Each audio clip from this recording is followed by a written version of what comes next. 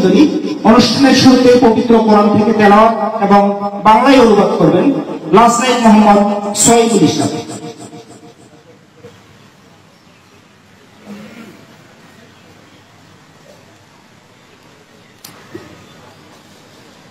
السلام عليكم ورحمة الله وبركاته. أعوذ بالله من الشيطان الرجيم. بسم الله الرحمن الرحيم.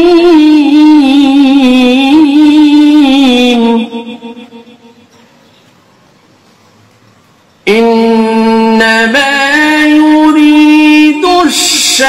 الشيطان أن يوقع بينكم العداوة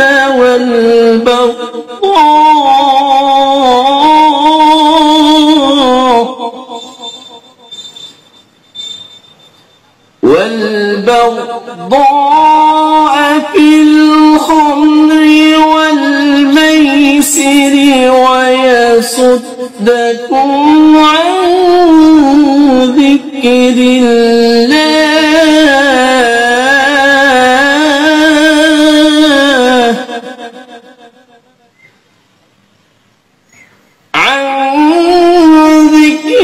الله وعن الصلاة فهل أنتم مهتدون؟ صدق الله مولانا العظيم.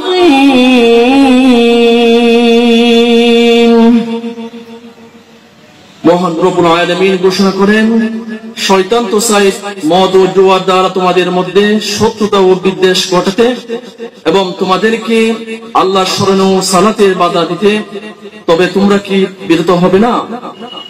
সূরা মাইদা আয়াত নম্বর 91। আল্লাহ পাক রব্বুল আলামিন আমাদেরকে এই কোরআন অর্থটুকু বোঝার তৌফিক দান করুন। আমিন। ওয়া আখিরু দাওয়ানা আলহামদুলিল্লাহি রাব্বিল আলামিন। আসসালামু আলাইকুম ওয়া রাহমাতুল্লাহ।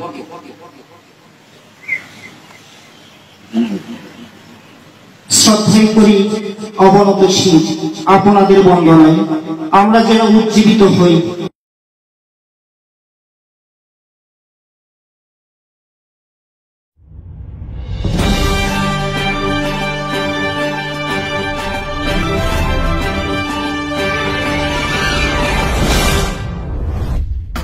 আজকের নাট্যঞ্চলি